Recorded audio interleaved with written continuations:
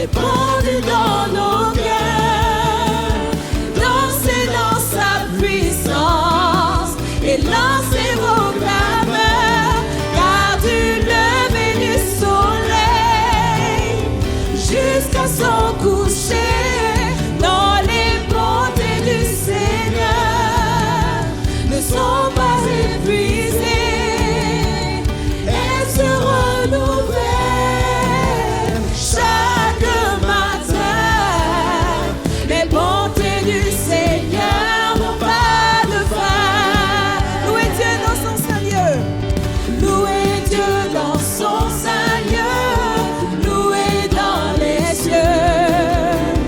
Louez sa fidélité. Louez à jamais. Chantez sa bienveillance et sa magnificence. Entrez dans ses parvis avec reconnaissance. Car de lever du soleil jusqu'à son coucher, dans les bontés du Seigneur ne sont pas épuisées. Elles se renouvellent chaque matin. Alléluia. Chaque matin, les bontés du Seigneur n'ont pas de fin. Car du lever du soleil, car du lever du soleil jusqu'à son coucher, dans les bontés du Seigneur ne sont pas épuisées. Elles se renouvellent chaque matin. Les bontés du Seigneur n'ont pas de fin. Les bontés du Seigneur, les bontés du Seigneur n'ont pas de fin. Les bontés du Seigneur, les bontés du Seigneur n'ont pas de fin. Amen. Dieu est bon. Alléluia. Encore on veut chanter qu'il est tout puissant, il est grand, il est le créateur de toutes choses, créateur de l'univers. Il nous a créés, il nous a fait héritiers de son royaume. Amen. Dieu tout puissant. Dieu tout puissant, quand mon cœur considère tout l'univers créé par ton pouvoir, le ciel d'azur, les éclairs, le tonnerre, le clair matin, toutes les ombres du soir, de tout mon être, alors s'élève un chant. Dieu tout puissant, que tu es grand, de tout mon être. Oh, alors s'élève un chant. Dieu tout puissant, que tu es grand. Quand par les bois ou la forêt profonde, j'erre et j'entends tous les oiseaux chanter. Quand sur les monts, la source avec son onde livre aux zéphyrs son chant doux et léger. Mon cœur heureux s'écrie à chaque instant. Oh Dieu d'amour, que tu es grand. Mon cœur heureux s'écrie à chaque instant. Oh Dieu d'amour, que tu es grand. Et quand je songe au sublime mystère, qu'un Dieu si grand a pu penser à moi, que son cher Fils est devenu mon frère, et que je suis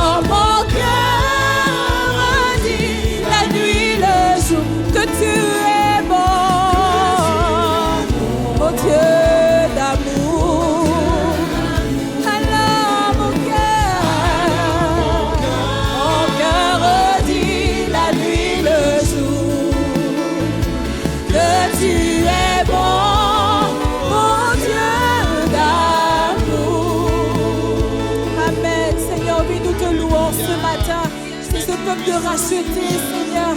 Ce peuple que tu as racheté, qui te loue, qui t'adore ce matin, Seigneur. Et nous contemplons ta grandeur, Seigneur. Nous contemplons ta création, nous contemplons tes œuvres dans nos vies. Et nous pouvons te proclamer que tu es grand, Seigneur. Tu es grand pour nous, tu es grand pour ton Église, Jésus. Tu es grand, Seigneur, et nous pouvons que te louer, Seigneur, et t'offrir notre adoration, Seigneur, à toi la gloire. Alléluia, alléluia, oui, nous louons notre Dieu. Gloire à Jésus. Alléluia, Dieu, Créateur. Oh, Jésus, oh, tu es grand, Seigneur, et tu fais de grandes choses. La création nous honore, Seigneur. La création nous célèbre, Jésus. Alléluia.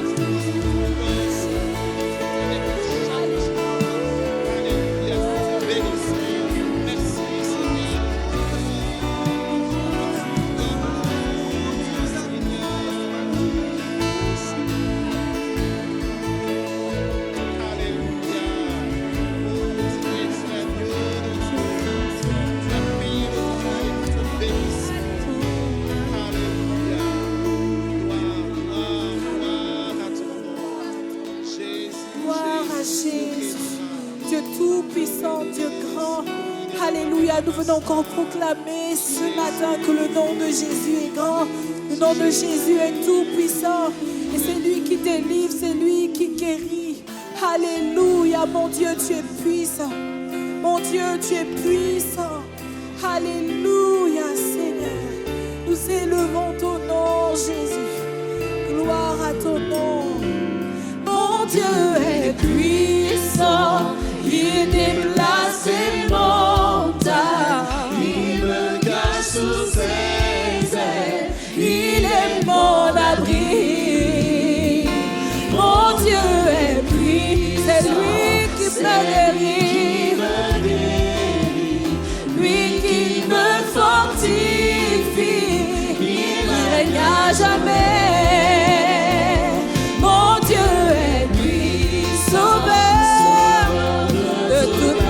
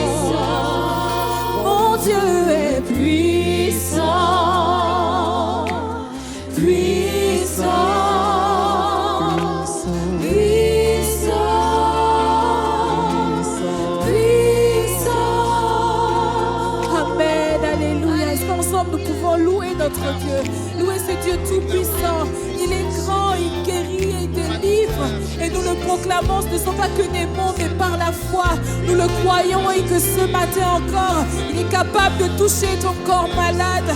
Ce matin, il est capable de délivrer. Il est capable de mettre la paix là où il y a le trouble. Il est capable de remplir ton cœur de sa joie. Il est le Dieu tout-puissant. Alléluia, Seigneur, nous louons ton nom. Nous proclamons, Seigneur, que tu es tout-puissant. Et ta puissance est manifeste dans ce lieu. Ta puissance est manifeste dans nos vies, dans nos familles, Seigneur. Nous proclamons ton nom, Jésus. Nous t'élevons, Seigneur.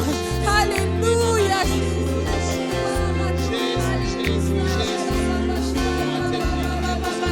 Oui, ton nom est grand, Seigneur. Ton nom est tout-puissant.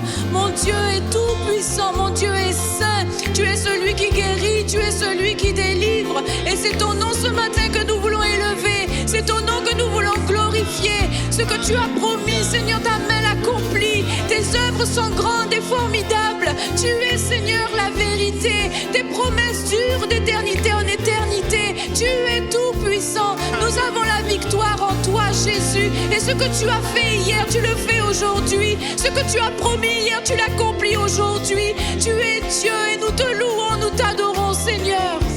Alléluia,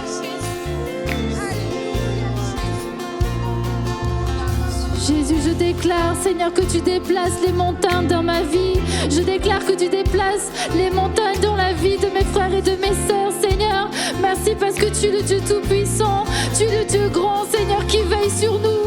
Seigneur, qui prend soin de nous, Seigneur, et nous te rendons toute la gloire qui t'est due ce matin. À toi la gloire.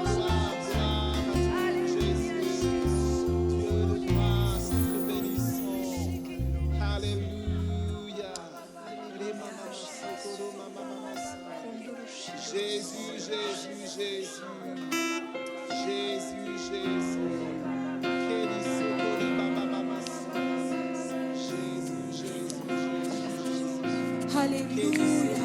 Et encore, nous voulons proclamer que notre secours se trouve en Dieu seul. Alléluia. Nous pouvons lever nos yeux vers les montagnes d'où nous vient le secours. Et Jésus est là. Il est celui qui entend nos cris. La Bible déclare que lorsque le malheureux crie, il l'entend. Il le délivre de ses détresses. Alors ce matin encore, nous venons proclamer que Jésus, tu es notre secours. Alléluia. Sois béni, Seigneur. Alléluia. La lune menace et le soleil menace, Créateur des étoiles, mon secours est en toi. Si mes larmes ruissellent et que mon pas chancelle, de la terre. Oh, mon secours est en toi, Jésus. Mon secours est en toi. Je lève les yeux. Je lève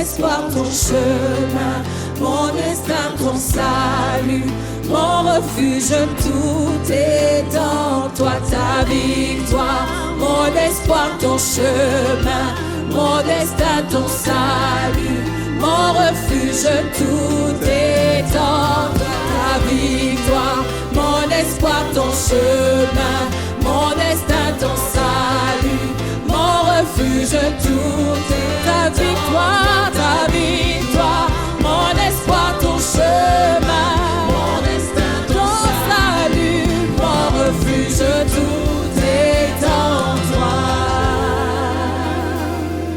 Je lève les yeux vers les hauts sommets, toi seul est mon Dieu. Je proclamerai toi seul est ma force, toi seul me reste en mon secours est en toi.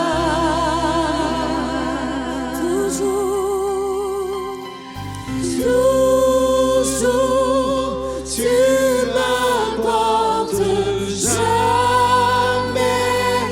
tu me donnes mon secours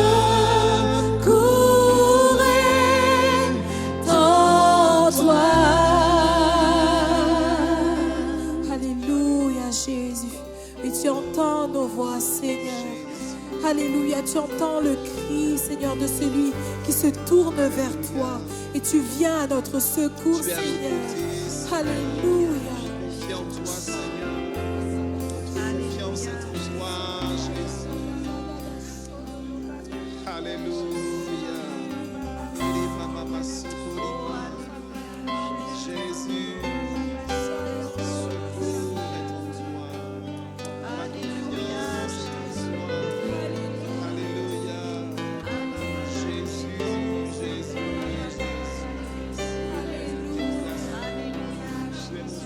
Gloire Jésus. Alléluia.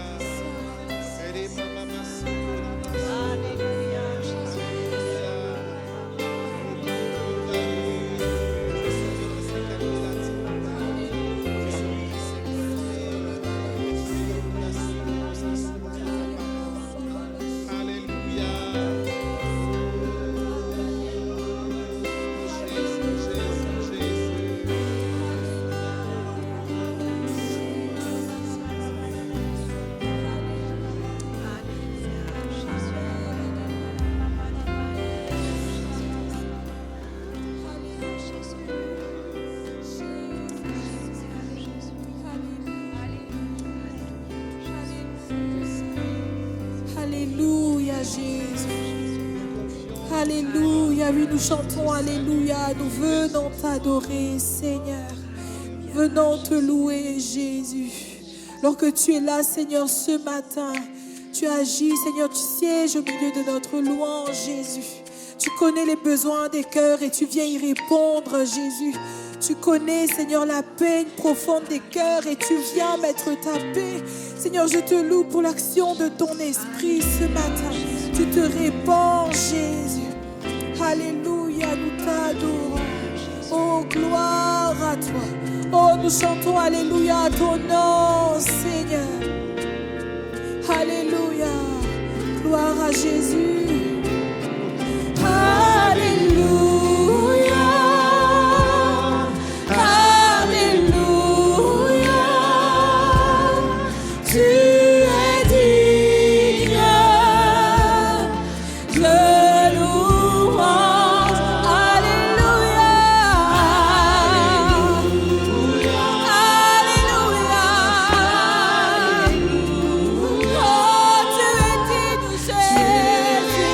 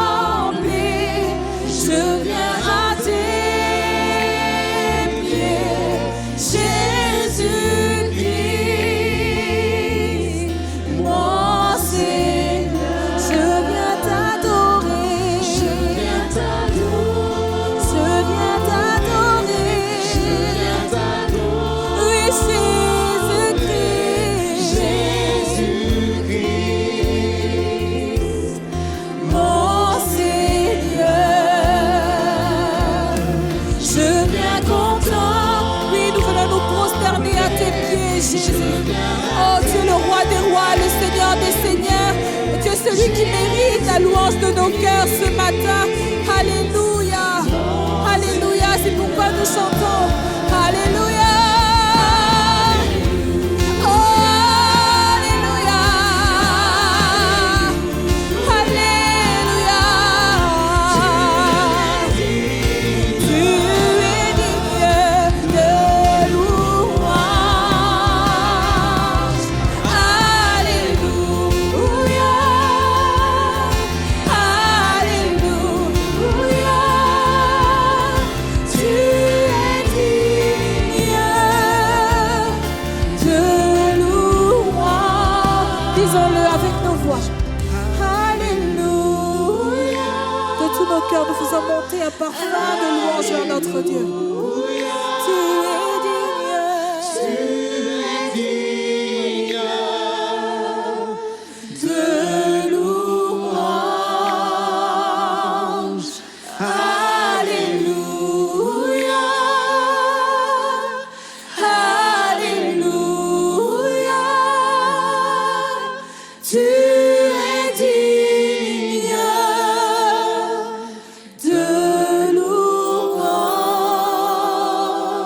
Amen. Alléluia. Gloire à ton nom, Jésus. La louange te revient, Jésus. Alléluia. Tu es seul digne. Alléluia. Te louange, Jésus. Gloire à Dieu. On ne se lasse pas de louer le Seigneur et il est bon de rester courbé, prosterné dans sa présence. Est-ce que Jésus est réel pour vous? Hein? Il est vivant, il est réel, il est ressuscité plus que jamais, il vit dans nos cœurs et au milieu de nous. Et nous aimons le louer et l'adorer. On pourrait saluer nos voisins à droite et à gauche et accueillir, pas comme d'habitude, mais apporter une parole qui bénit vraiment. Hein? Ne me regardez pas, mais si vous pouvez vous tourner à droite, à gauche, devant, derrière, parce que c'est une bénédiction pour nous d'être ensemble pour élever le nom de Jésus. Amen. C'est comme ça que vous pouvez trouver votre moitié peut-être. Hein? Ça peut arriver, hein? Et il vaut mieux trouver à l'église qu'ailleurs. Hein? C'est une bonne chose. Je voudrais continuer notre méditation sur notre héritage en Christ. Alors, on va partir de notre verset, Romains chapitre 8, verset 17. Est-ce que vous vous souvenez de ce qu'on a vu la dernière fois? J'espère que le Seigneur nous donne de retenir sa parole. Et si on parle de l'héritage, alors d'abord on va rappeler ce verset où il est dit « Si nous sommes enfants, nous sommes aussi héritiers de Dieu et co-héritiers de Christ, si toutefois nous souffrons avec lui afin d'être glorifiés avec lui. » Voilà, j'aimerais souligner le fait que nous sommes héritiers de Dieu et co-héritiers de Christ. Est-ce que nous nous souvenons de quoi nous sommes héritiers? Nous sommes héritiers de la vie de Dieu, de la vie, du salut pour l'éternité, mais aussi ici-bas, avec cette vie abondante. Nous sommes héritiers de sa nature. Nous sommes héritiers de ses promesses. Et qu'est-ce que nous avons dit encore? Que nous sommes héritiers du Saint-Esprit qui nous permet de vivre tout ce que justement Dieu a préparé pour nous. Alors, comme nous avons dit que nous sommes héritiers de ses promesses, et que des promesses, il y en a des centaines et des milliers dans la parole de Dieu. Ça, c'est d'une manière générale.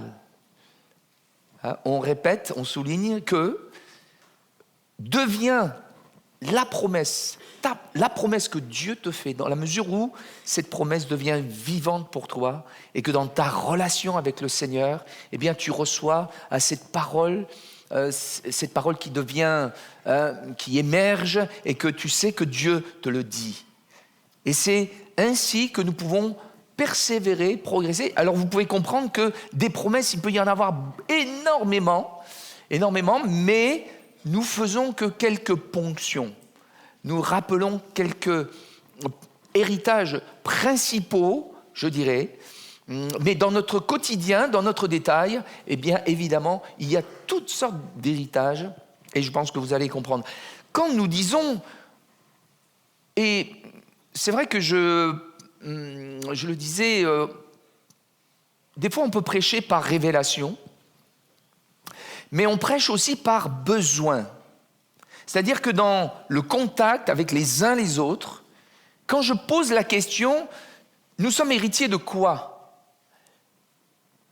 Et j'ai eu des réponses un peu vagues, parce qu'on sait, parce qu'on le répète, parce qu'on le chante, que nous sommes héritiers de Dieu, mais quand il s'agit d'entrer un petit peu plus profondément, avec plus de précision, eh bien au final, on ne sait pas trop. Et j'aimerais qu'à travers cette méditation, ce message, que notre connaissance des choses de Dieu s'emboîte et que ça devienne plus précis, plus clair et que ça puisse devenir de véritables outils, de véritables promesses, appuis pour construire notre foi et avancer et grandir. Amen ? Voilà. Est-ce que j'ai votre attention ? Gloire à Dieu. Alors, allons-y. Premièrement, ce matin, Luc chapitre 10, verset 19.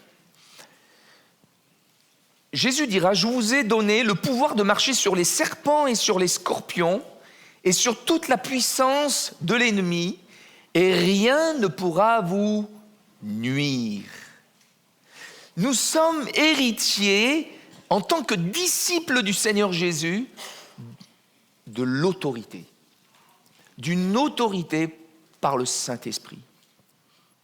Jésus a commencé une œuvre lorsqu'il est venu sur cette terre, mais nous savons que son intention était que, et son plan, sa volonté, c'est que les disciples continuent son œuvre. Et c'est la raison pour laquelle il a formé des disciples, il n'a pas parlé qu'aux foules, mais il a pris les disciples pour les avoir avec lui, il les a formés, et ce sont les paroles qu'il dit, qu'il donne à ses disciples. Voici, je vous donne le pouvoir de marcher sur les serpents et sur les scorpions. Pourquoi ? Parce que l'homme, à la création, avait reçu une autorité pour pouvoir gérer la terre. Mais cette autorité, l'homme l'a cédée ou donnée au diable. Et le monde gît sous la puissance du malin, et tant que cette autorité n'est pas retrouvée, l'homme reste prisonnier et vaincu et esclave de l'ennemi. Mais voici qu'en Jésus-Christ, bien, cette autorité a été retrouvée. Gloire à Dieu. En sorte que nous puissions avancer, parce que nous n'avons pas à lutter contre la chair et le sang, et parce que ce monde gît sous la puissance du malin, et pour la réalisation de son plan et de sa volonté, il y a tant d'obstacles, tant de montagnes, tant de barrières, tant de difficultés. Mais Jésus donne cette autorité pour que nous puissions triompher. Vous êtes d'accord avec ça ? Je pense à la Deuxième Guerre mondiale, où avec l'entrée de l'URSS à l'époque, eh bien, les événements, les bombes, etc., le Japon va signer la capitulation. Et l'histoire nous rapporte que le 2 septembre 1945, le Conseil suprême et l'empereur du Japon, Hirohito, eh bien, va signer la capitulation devant les représentants des Alliés. Il y a même un général français, etc. Et cette nouvelle va se répandre dans les rues de Japon, avec les haut-parleurs. voilà, il y a la voix de l'empereur qui va résonner pour expliquer la capitulation, c'est la consternation dans le peuple, mais aussi cette nouvelle va se répandre dans tout l'empire du Japon, à travers le monde. Et que se passe-t-il ? Les généraux, les capitaines, les sous-officiers doivent se rendre. Parce qu'en haut, eh bien, ils ont capitulé. Eh bien, j'aimerais vous dire, il y a 2000 ans, à la croix du Calvaire, Jésus a écrasé la tête du serpent. Amen.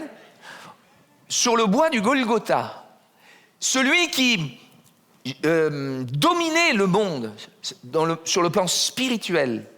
Et pour nous, la croix du Calvaire et la mort et la résurrection de Jésus et cette preuve de la suprématie du Seigneur Jésus, de sa victoire. Et aujourd'hui, ces enfants, tous ceux qui sont nés de Dieu, tous ceux qui appartiennent au Seigneur, ceux qui sont disciples de Jésus, par le Saint-Esprit en eux, ils peuvent avancer au nom de Jésus et l'armée de l'ennemi, les esprits mauvais, les puissances des ténèbres doivent reculer. Amen. C'est pas une bonne nouvelle? Et nous avons hérité de cette autorité pour rendre les opprimés, pour rendre libres les opprimés, pour que les âmes soient libérés, ceux qui sont dans la captivité puissent connaître la délivrance et que même les cœurs brisés soient consolés et guéris. Amen. C'est la volonté de Dieu et c'est le plan du Seigneur. Face aux difficultés, face aux obstacles, oui, Jésus a dit, si vous avez la foi comme un grain de sénévé, vous pourriez dire à cette montagne, ôte-toi de là et jette-toi dans la mer. Et elle serait transportée, elle obéirait. Vous imaginez, est-ce que vous croyez dans ces paroles ? Gloire à Dieu. Ça veut dire qu'en Jésus-Christ, les montagnes qui peuvent se dresser devant nous, je ne sais pas quelle est cette montagne, peut-être d'inquiétude, d'obstacles, de difficultés, toutes sortes de défis, des choses qui viennent peut-être pour t'étouffer, te stopper, te décourager et te freiner, eh bien au nom de Jésus, tu peux exercer cette autorité pour que cette montagne soit déplacée. Je ne parle pas forcément d'une formule et de quelque chose même qui serait même instantané, mais je parle de cette autorité, de cette confiance qui est là et que tu peux renouveler, tu peux persévérer, ça te donne d'avancer, d'avoir cette hardiesse parce que nous sommes par le Saint-Esprit qui est en nous, eh bien ces hommes et ces femmes d'autorité. Amen. Et que nous sommes appelés à cette victoire. Gloire à Dieu. Et l'ennemi doit reculer. Et c'est ce que chaque serviteur, chaque disciple doit se rappeler parce que nous faisons face. Nous faisons face régulièrement, chaque semaine, aux puissances des ténèbres. Et je bénis Dieu pour tous ceux qui ont été délivrés. Gloire à Dieu, même encore cette semaine. Les esprits mauvais qui se manifestent au nom de Jésus, et même s'ils ne sont pas délivrés tout de suite, parce que il faut aussi savoir que pour que les âmes soient entièrement délivrées, il faut que ces personnes renoncent par leur repentance, eh bien, aux pratiques mauvaises ou au péché qui donne la force et droit à l'ennemi de rester, demeurer encore et de se cramponner et de ronger la vie des uns et des autres. Mais dès lors que la personne renonce et veut suivre Jésus, eh bien l'ennemi est dévoilé et l'ennemi doit partir à cause de l'autorité du nom de Jésus par le Saint-Esprit. Amen. Deuxièmement, quel est notre héritage ? Eh bien, c'est la bénédiction. 1 Pierre 3,9 « Ne rendez point mal pour mal ou injure pour injure, bénissez au contraire, car c'est à cela que vous avez été appelés afin d'hériter la bénédiction. » Je suis heureux de pouvoir servir et annoncer un Dieu bon, un Dieu généreux, un Dieu rempli de compassion et qui prend plaisir à la miséricorde, un Dieu qui bénit. Ça, c'est notre Dieu. Amen. Quand il crée le monde, la terre, le ciel, les animaux. La Bible dit dans le livre de la Genèse, Dieu bénit. Quand Dieu crée l'homme, Adam et Ève, il est dit, il les bénit. Quand il est établi le jour du repos, le 7e jour, qui pour nous est le premier jour, Dieu bénit. Et Noé, malgré tout cela, il y a la méchanceté des hommes, et il y a la chute, et Dieu recommence, et à Noé, Dieu dit, voilà, je te bénis, il les bénit. Soyez féconds, remplissez la terre, dominez la terre. Dieu les bénit. Au peuple d'Israël, Dieu les bénit. Et on peut citer ces versets, Deutéronome 28, qui nous dit, voici toutes les bénédictions qui se répandront sur toi et qui seront ton partage. Lorsque tu obéiras à la voix de l'Éternel, ton Dieu, tu seras béni dans la ville. Tu seras béni dans les champs. Le fruit de tes entrailles, le fruit de ton sol, le fruit de tes troupeaux, les portées de ton gros et de ton menu bétail. Toutes ces choses seront bénies. Ta corbeille et ta huche seront bénies. Tu seras béni à ton arrivée, tu seras béni à ton départ. L'Éternel te donnera la victoire sur tes ennemis qui s'élèveront contre toi. Ils sortiront contre toi par un seul chemin et ils s'enfuiront devant toi par 7 chemins. Voici, je mets devant la vie et la mort, la bénédiction et la malédiction. Choisis la vie, choisis la bénédiction. Alors peut-être qu'il y a des gens qui disent « Mais moi, j'habite pas dans les champs, moi, j'ai pas de menu bétail ou de gros bétail. » Peut-être que, j'espère que vous ne le comprenez pas comme ça et qu'on est capable de faire l'association que, oui, il y a une sécurité, nous sommes bénis à notre départ, à notre arrivée, nous sommes bénis dans notre travail.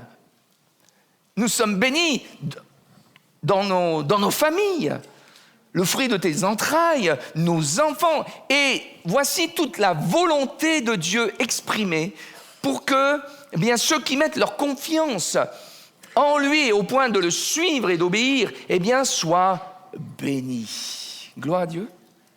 Nous sommes un peuple béni et en Jésus-Christ, oui, la Bible dit nous sommes bénis de toute bénédiction spirituelle et même ces bénédictions spirituelles peuvent se manifester dans notre quotidien. Vous n'avez pas l'air convaincu? Qui a été béni? Vous pouvez lever la main? Oh là, toutes ces mains, les hommes et les femmes qui ont été bénis. Alors peut-être que là, la question elle est très globale. Qui a été béni ce mois-ci? Ouais, ça continue, hein? Qui a été béni ces 2 dernières semaines? Il y en a plus qu'au premier culte. Hein? C'est la concentration des gens bénis ici. Hein? Qui a été béni cette semaine? Alléluia. Oui, nous sommes bénis de toute bénédiction. Nous sommes bénis dans nos familles, dans nos foyers, dans notre travail. Et je peux vous garantir, toutes les nouvelles qui m'arrivent, tous les partages, à chaque fois je suis heureux de partager et de recevoir le témoignage de mes frères et sœurs qui ont été bénis dans leur famille, des restaurations, des réconciliations, des hommes et des femmes qui ont été bénis dans leur travail, des promotions, augmentation de salaire. Vous pouvez dire amen, hein? Non, ça vous... Hein? Faites-les... Ou encore... il y a toutes... Je disais ce matin, il y a... Vous voyez, notre... Bon, tout le monde ne le connaît pas, mais il y a un petit jeune, qui a grandi à l'église, et puis par son travail, il a trouvé du travail là-bas dans le Nord. Hein? Et puis... au dernier bilan avec son responsable qui lui a posé la question « Comment ça va? Qu'est-ce que tu veux ?» Et il lui a, comme ça, il a dit « Moi, j'aimerais bien retourner à Toulouse, d'où je suis originaire. » Eh bien, d'accord. Leur société a créé un poste qui n'existe pas sur Toulouse. Donc, la maman me disait « Eh bien, il va bientôt nous rejoindre. » C'est pas merveilleux? Mais ce n'est pas le seul cas. Il y en a d'autres.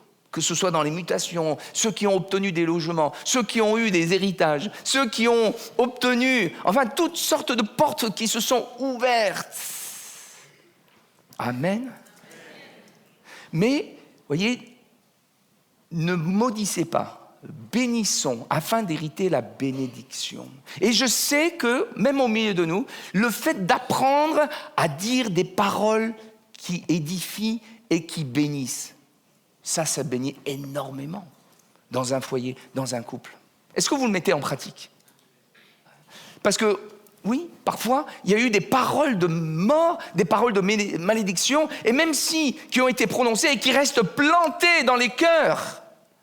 Et même si on vient à l'église, c'est ça qui résonne. Ah oui, mon mari m'a dit ça. Hein? Par exemple, je suis bon à rien, ou je suis ci, je suis ça, ou ma femme m'a dit ça. Et la flèche, elle est là toujours à faire mal.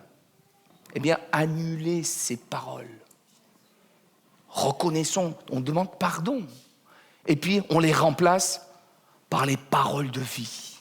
On les remplace par paroles qui communiquent la vie, qui bénissent. Parce que c'est ainsi que nous serons encore bénis. Vous verrez les conséquences de ces choses. Dieu a donné la loi, c'est vrai, pour Israël. Mais vous savez que même pour ça, le peuple d'Israël est passé à côté. Et pour ces hommes irrécupérables, Dieu établit une alliance nouvelle, encore meilleure que la première.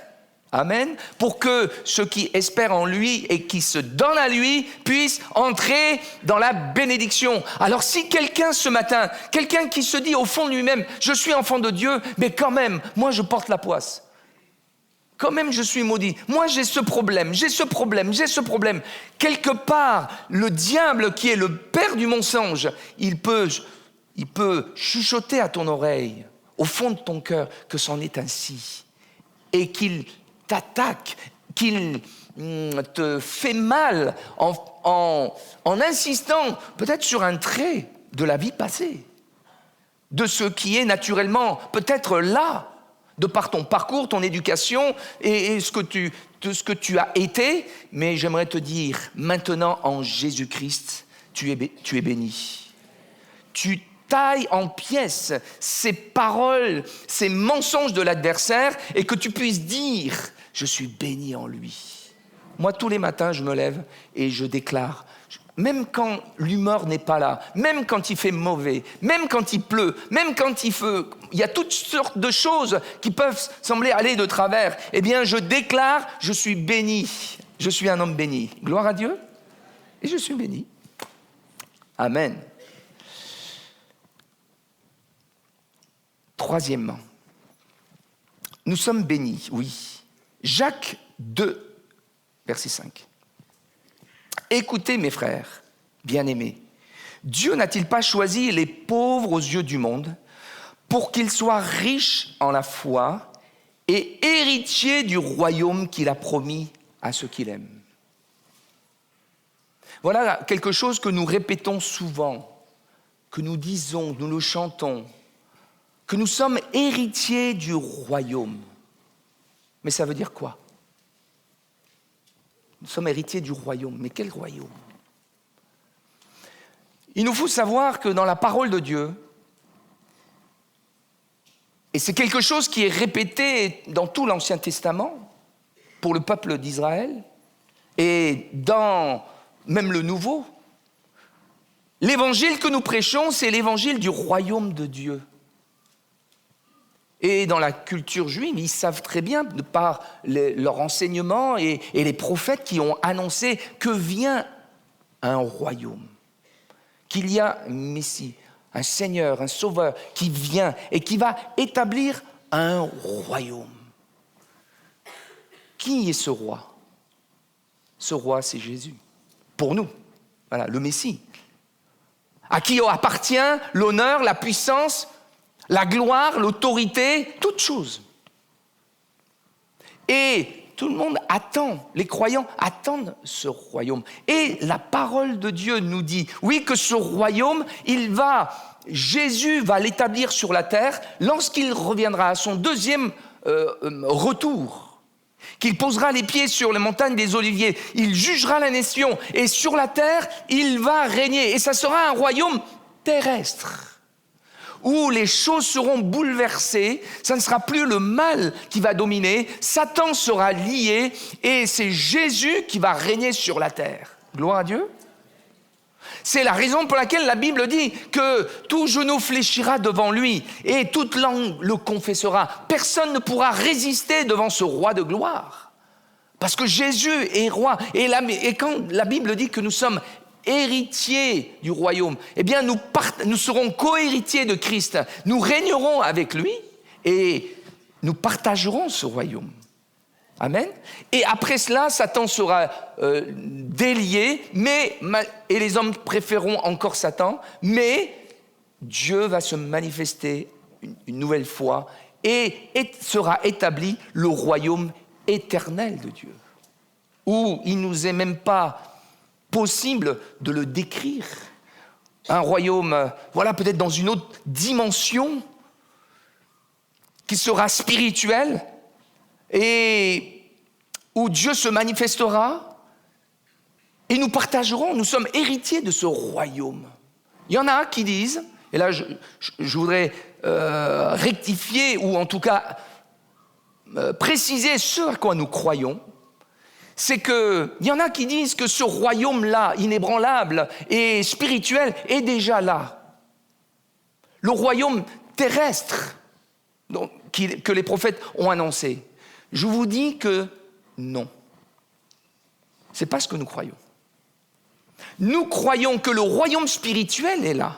Parce que Jésus a dit, et Jésus, quand il a commencé à prêcher, il a annoncé le royaume de Dieu. Repentez-vous, car le royaume des cieux est proche. Mais aujourd'hui, avant que le royaume terrestre s'établisse, nous vivons le royaume spirituel parce que Jésus est venu habiter en nous. Vous êtes d'accord avec ça? Et c'est par le Saint-Esprit que ce royaume nous est révélé. Et quand ce royaume spirituel dans nos cœurs est au milieu de nous, puisque Jésus a dit, ce royaume, n'allez pas à droite, à gauche, le royaume de Dieu ne vient pas de manière à frapper les regards, ne le croyez pas. Voici le royaume de Dieu, il est au milieu de vous, ou selon les versions, même au-dedans de vous. Il est au-dedans de nous. Quand Jésus règne dans nos cœurs, par le Saint-Esprit. Mais ce que nous vivons par le Saint-Esprit, c'est un échantillon, c'est un prototype, c'est les arts, un acompte, un reflet de ce qui a à venir, de ce royaume inébranlable où il y aura les trésors extraordinaires de Dieu, qu'il ne nous est même pas vraiment décrite. Il y a même la cité de Jérusalem, mais la cité céleste, mais tout ce qui a à venir, ça nous dépasse. Comment le décrire? Mais aujourd'hui, par le Saint-Esprit, nous sommes déjà héritiers de ce royaume à venir dans nos cœurs. Et plus le Saint-Esprit agit, plus ce royaume de Dieu se manifeste spirituellement. Et les signes de la manifestation de ce royaume, c'est quoi? C'est les vies transformées, c'est les repentances, c'est des hommes et des femmes qui fléchissent le genou devant le Seigneur. C'est la guérison, c'est la délivrance des démoniaques, des vies transformées. La parole de Dieu, l'évangile du royaume qui a un impact. Amen. Vous me suivez? J'espère que l'explication est assez claire. C'est pourquoi l'apôtre Paul, en fait, tout s'inscrit vers une seule chose. Une chose, c'est quoi? Paul, il dit dans Romains chapitre 1, dans son introduction, qu'il a reçu la grâce et l'apostolat pour amener à l'obéissance de la foi les païens. Nous nous inscrivons dans ce plan. Et que tous nos messages, tout ce que nous faisons, tout ce que nous vivons, même les bénédictions, les grâces, les expériences, toutes ces choses tendent vers un but, c'est de reconnaître que Jésus est roi et Seigneur et que nous puissions nous soumettre à lui. Amen. Le Amen est timide parce que le mot soumission, J'ai dit un gros mot là. Dans notre siècle. Obéissance, soumission. Oh, on n'aime pas ça. Mais parce que c'est un bon maître. C'est pour ça que l'évangile est une folie. Parce que les bénédictions même que Dieu veut nous donner, les bienfaits que Dieu nous accorde, tout cela s'inscrit dans un plan. C'est pour la cause de Christ. Gloire à Dieu. Et plier le genou devant le Seigneur. Et capituler devant sa volonté. Révéler. C'est ce qu'il y a de meilleur. C'est ce qu'il y a de mieux à faire. Parce qu'on en voit toutes les conséquences. On voit tous les bienfaits et les bénéfices à reconnaître qu'il est roi et Seigneur, Dieu de l'univers. Il est le Dieu souverain. À lui appartient l'honneur, la puissance, la gloire. Il est revêtu de majesté. Il règne d'âge en âge, d'éternité en éternité. Il est le maître de l'univers. C'est notre Dieu. Alléluia. Merci Seigneur.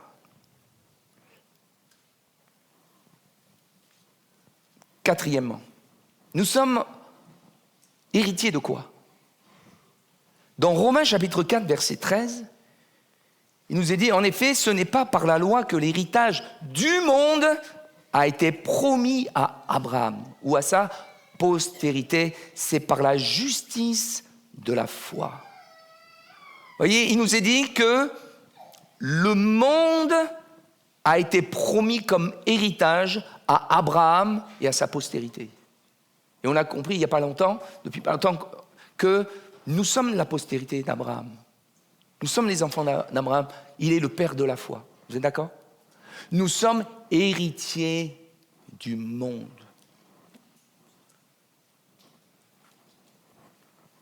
Est-ce que qu'est-ce que nous comprenons de ça? Dites-moi. Héritier du monde. Toute la terre, toute la planète. Waouh! Comment comprendre ça? La postérité. Quand on étudie le docteur Strong, le dictionnaire, il dit que ce monde, le cosmos en grec, c'est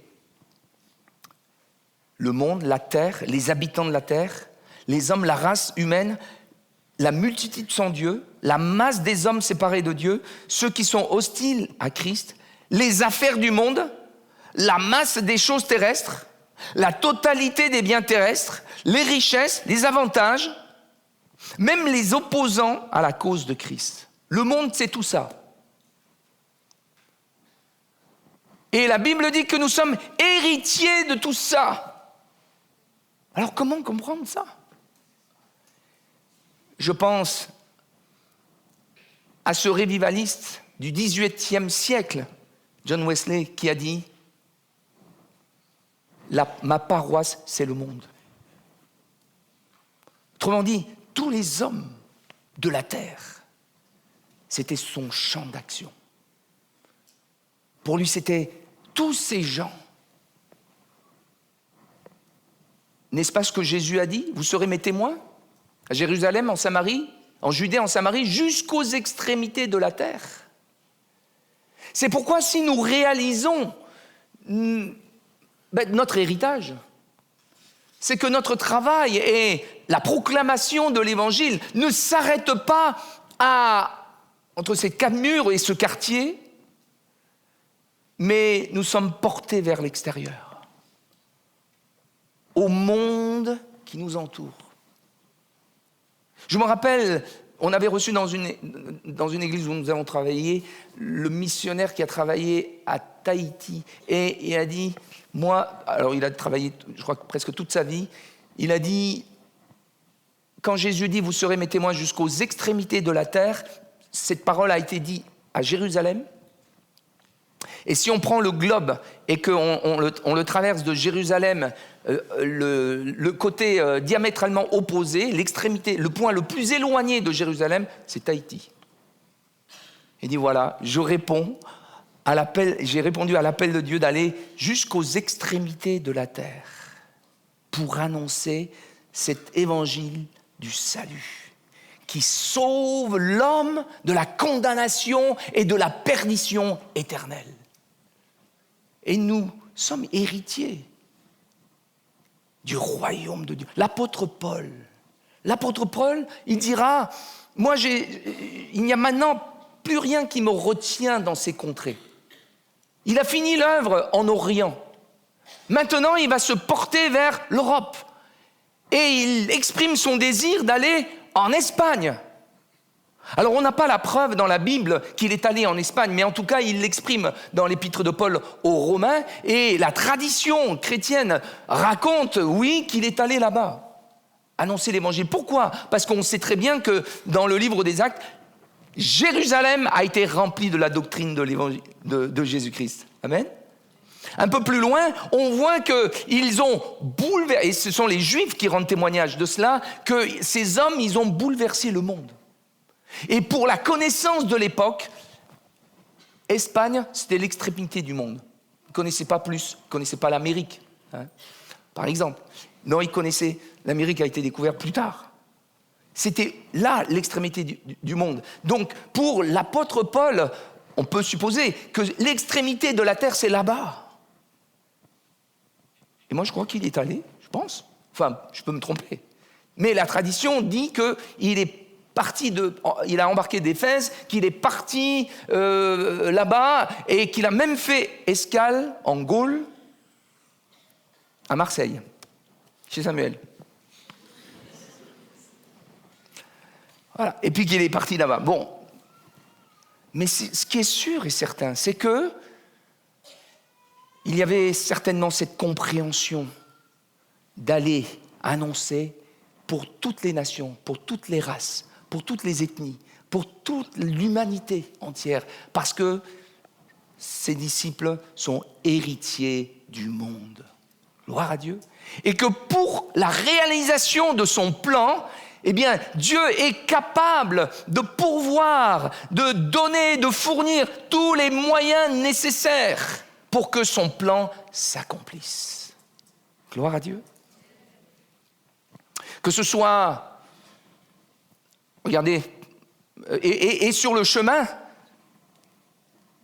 l'apôtre Paul rencontrera des hommes d'autorité, les gouverneurs, les rois, Agrippa et autres, les gouverneurs Festus, ou sur l'île de Malte, Publius, parce que c'était l'Empire romain, ou encore sur l'île de Paphos, vous aviez Paulus.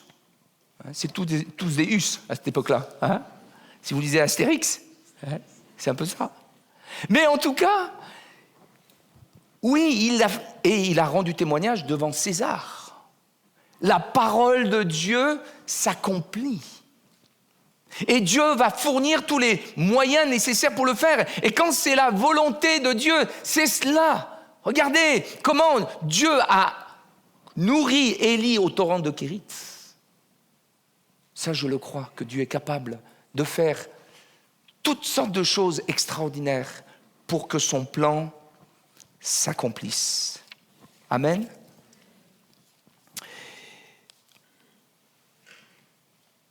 Quand je vois notre assemblée,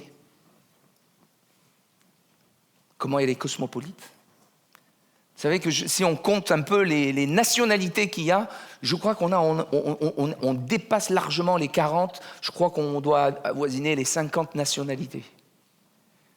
Alors si je considère que le monde est notre champ, il n'y a presque pas besoin d'aller là, loin, hein. Mais regardez les possibilités qu'il y a, vous étant connectés à tous vos familles, les oncles, les tantes, les parents, les enfants, qui ne connaissent pas le Seigneur. Il y a plusieurs personnes ici qui ont rencontré Jésus et qui ont rendu témoignage par téléphone pour dire, voilà, comment leur vie a été transformée, comment ils étaient dans des difficultés. Ils ont rencontré Jésus et leur vie a été changée, transformée. Et plusieurs dans les pays D'où venaient ces frères et sœurs? Eh bien, se sont donnés à Jésus-Christ. Pourquoi? Parce que nous sommes héritiers du monde. Amen. Merci Seigneur. Oui, l'œuvre de Dieu, ce n'est pas seulement ici, mais nous sommes appelés à aller. Et c'est aussi une des raisons pour lesquelles, eh bien, par exemple, on est en février, fin mars, nous envoyons notre frère Samuel, il est notre représentant, avec le docteur Lautier, pour encore un camp, après avoir fait Bangladesh, là, ça sera la Guinée. Nous avons reçu cette demande, et cette équipe-là va joindre une autre équipe avec le docteur pasteur Laurent Teilleul, et ils vont partir pour la Guinée.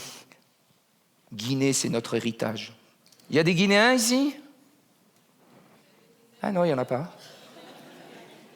Rosie, tu es de Guinée? Angola.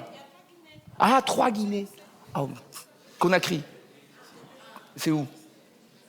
Bon, bref. La Guinée pour Jésus. Amen. La Guinée pour Jésus, le Congo pour Jésus. Comment Dieu fait? Pourquoi? Il y a peut-être déjà des églises là-bas, mais vous savez, Dieu fait ce qu'il veut. Je pourrais vous dire que Dieu est souverain et il agit comme il veut. Je me souviens quand Pierre il va à Césarée pour chez qui là? Chez Corneille. Il y avait Philippe qui habitait là-bas.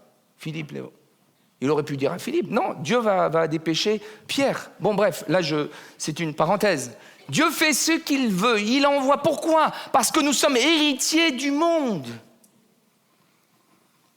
Moi personnellement, vous voyez, être sur Internet, vraiment, j'ai lutté avec ça. Même encore, je ne suis pas confortable. Parce que je m'expose. J'aime pas m'exposer. Je ne veux pas ça. Si bien que j'ai toujours freiné ce projet-là. Mais il y a toute une équipe derrière. Ah, Daniel, ça serait bien, etc., etc. Et non, ils m'ont convaincu. Donc, OK, j'ai accepté qu'il y ait des messages un petit peu au début. Et puis, le Covid. Boum! Comment faire pour garder tout le monde et le contact? J'ai été obligé. Donc, on a fait le Covid. Mais dès que le Covid était terminé, moi, je voulais supprimer tout ça. Et j'ai dit, bon, maintenant, les frères et sœurs, il faut qu'ils viennent. Et puis, ils viennent. Et puis, un peu tant pis pour ceux qui ne veulent pas venir. Mais à chaque fois que j'ai voulu restreindre et stopper, vous voyez, cela, chaque fois, j'ai eu des témoignages, comme fait exprès, que des gens avaient accepté le Seigneur par ce biais-là, mais au loin. J'avais plus rien à dire.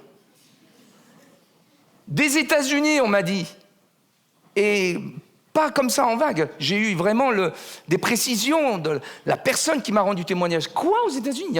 Il y en a suffisamment là-bas. Même du Brésil. Comment? Brésil, c'est un pays super. Oui, mais il y a aussi des Français là-bas qui... Bref. Des campagnes françaises. Et à chaque fois que je voulais stopper, il y avait des témoignages comme ça. Et ce matin, on avait un frère, là, je lui ai demandé de le confirmer, qui donne la bonne semence tous les ans à son voisin et l'invite à venir écouter l'évangile. Et cette personne n'est jamais venue, encore jusqu'ici. Mais un jour, il lui a dit à ce chrétien, « Mais je connais ton pasteur. Je l'écoute tous les dimanches. » Ah! Il m'a raconté ça. Comment? Des Toulousains. Ah! Notre chant, c'est le monde. Une fois, j'ai été invité, donc j'ai prêché à New York. Il y a une Française qui arrive. Elle me dit, ah, mais c'est bien d'entendre l'évangile en français par un pasteur français. Enfin, pas un pasteur français. Parce que cette jeune femme qui est allée aux États-Unis pour son travail, c'est là qu'elle a été évangélisée, elle a rencontré le Seigneur. Elle pensait que ça n'existe. Elle me dit, mais je ne croyais pas que ça existait en France. Mais je suis bien sûr que si. l'évangile est parti de l'Europe. Hein? C'est parti de France. Quand il y a eu la persécution, là, ils ont cherché la liberté et ils sont partis aux États-Unis. Ça vient d'Europe. Il dit, ah bon? Et je lui parle, etc. Cette jeune femme a rendu témoignage à sa maman qui habite à Brive, au téléphone, tout son témoignage, etc. Et cette maman, elle a découvert l'évangile comme ça par sa fille. Et puis, elle dit, ah bon, alors il faut que j'aille où pour découvrir? Elle dit, à l'église évangélique. En fait, il y avait une église évangélique à côté de chez elle. Tous les matins, elle passait devant, mais elle ne l'avait jamais vue. Elle se demandait peut-être ce que c'était. Elle y est rentrée. Sur la recommandation de sa fille, elle a rencontré Jésus. Elle a donné sa vie au Seigneur, s'est fait baptiser, elle a rejoint cette église. Et quand je suis allé pour des obsèques là-bas, il y a une femme qui arrive et dit « Ah, vous êtes le pasteur Jou », etc. Elle me raconte toute cette histoire. Ah, mais c'est vrai que le monde est petit. Le monde est petit. Mais parce que nous sommes héritiers du monde.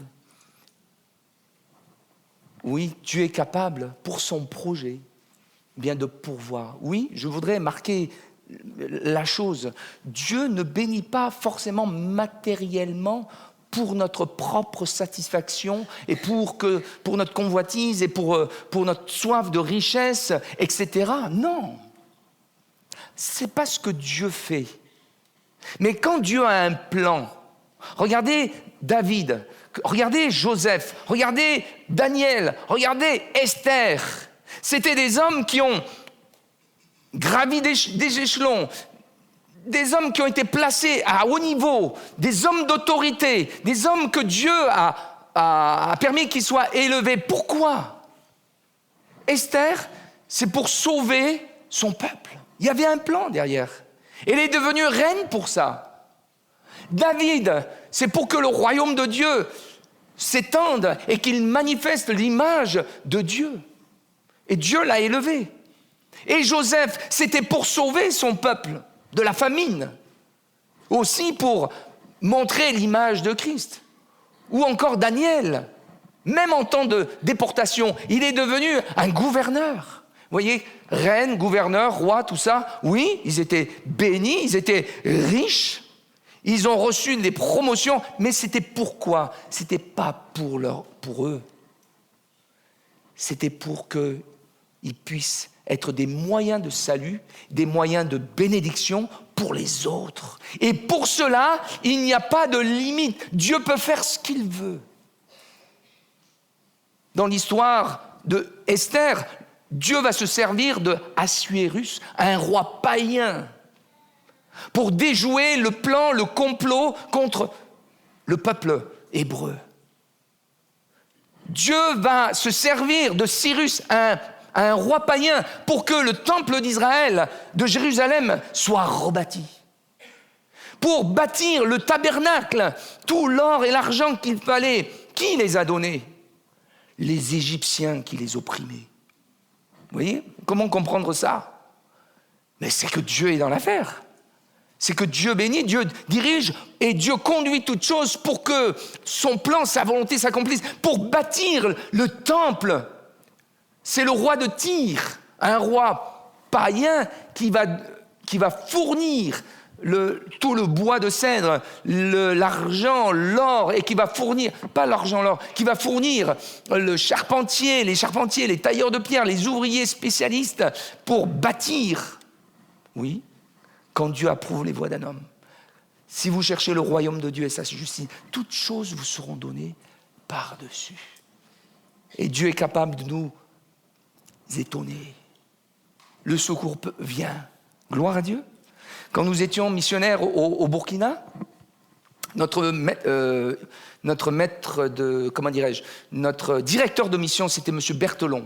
Bernard Berthelon, qui est auprès du Seigneur. Il a vécu tellement d'expériences qui nous ont tellement marqués. Il était basé sur une base, toute la convention des pasteurs était contre son départ au Burkina, parce qu'il avait 6 enfants, 5 ou 6, et le 7e était en route. Dans le ventre il dit, mais c'est du suicide, il ne faut pas le faire. Et tout le monde s'était opposé, et le frère, sans le soutien des églises, il est parti pour obéir à Dieu, il est parti à Dori. Je ne sais pas s'il y en a qui connaissent Dori. Dori, nous on est allés plusieurs fois, c'est le désert. Il n'y a pas d'eau. Il y a juste quand il pleut énormément, sur la saison des pluies, que ça se déverse, mais c'est tout.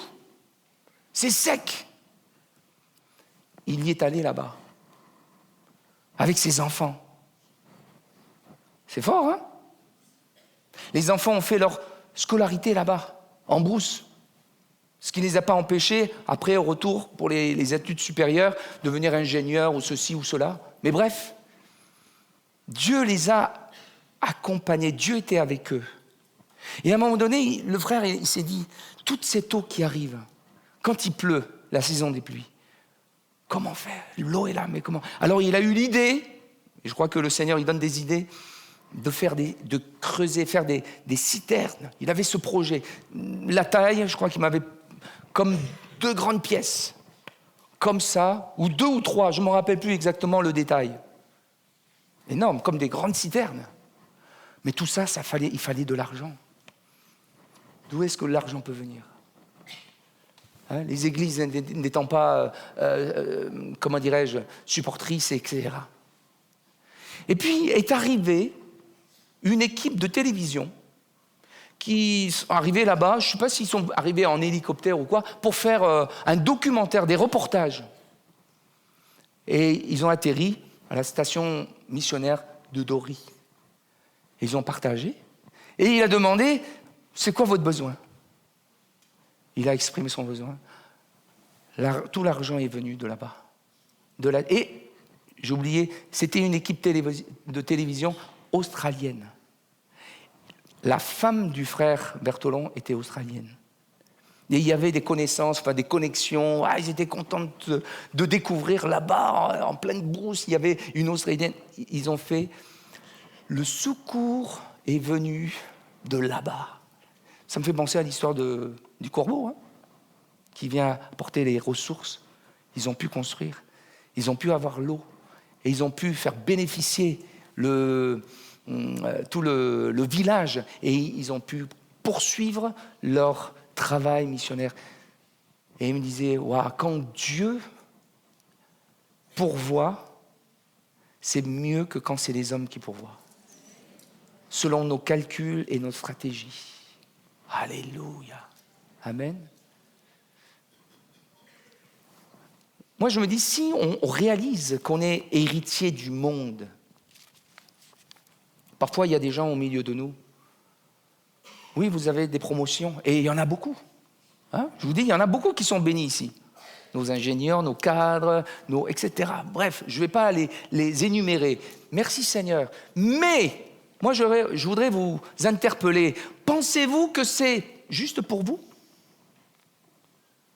Pour que vous viviez plus confortablement, pour que vous puissiez améliorer votre vie terrestre d'ici-bas? Non. Moi, si je lis la parole de Dieu et je comprends la parole de Dieu, eh bien c'est que l'Éternel fait tout pour un but. Il y a des gens il y en a plusieurs au milieu de nous qui partent en mission. Ils parcourent le monde entier pour toutes sortes de missions.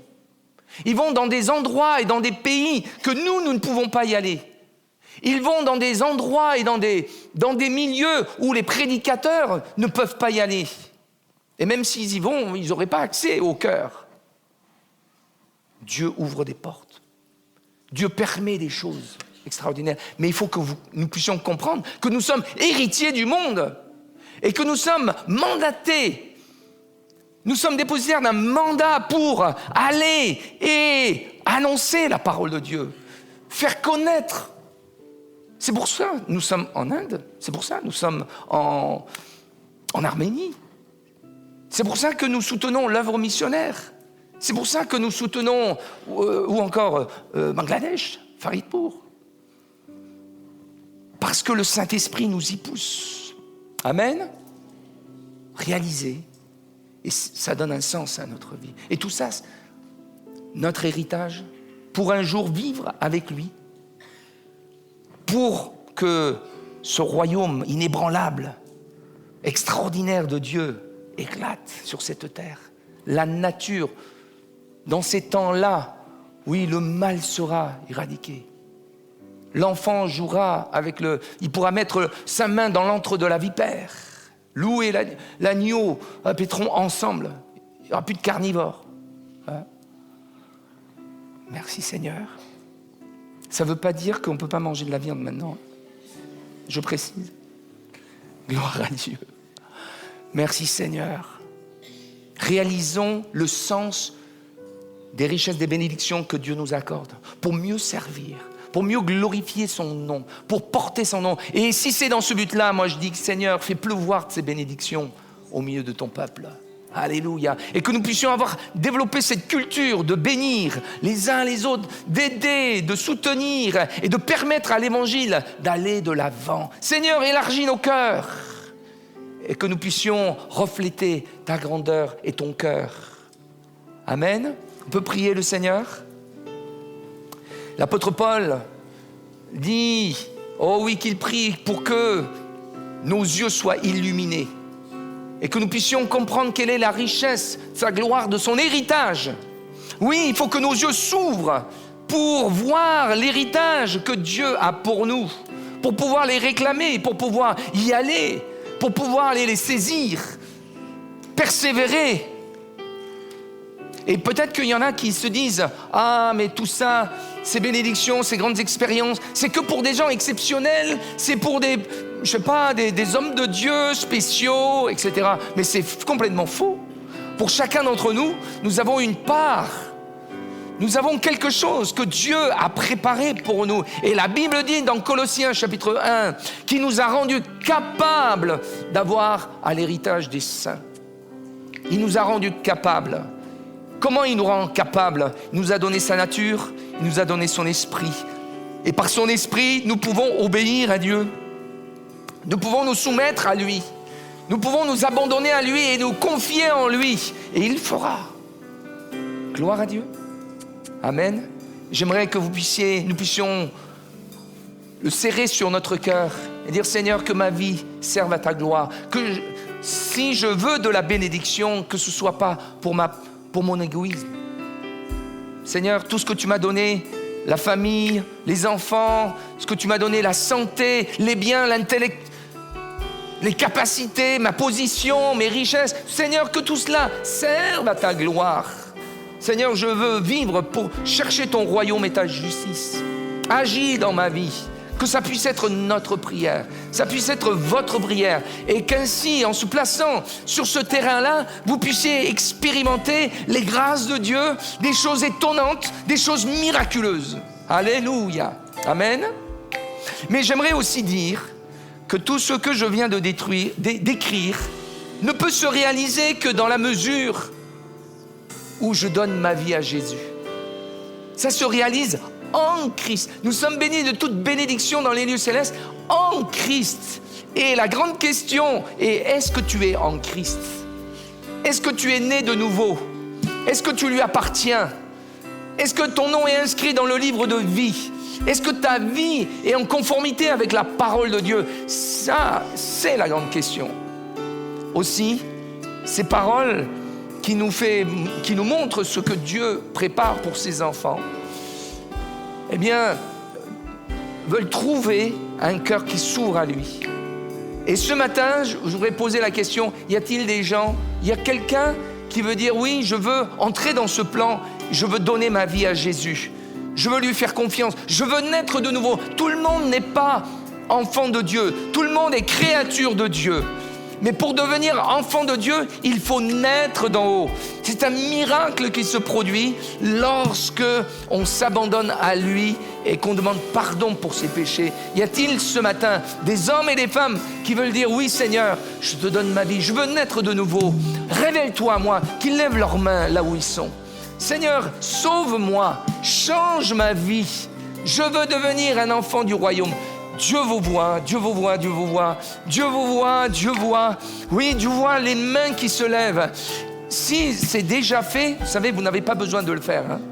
Si vous l'avez déjà fait. Mais ce matin, eh bien, recevez l'assurance que le Saint-Esprit entend cette prière.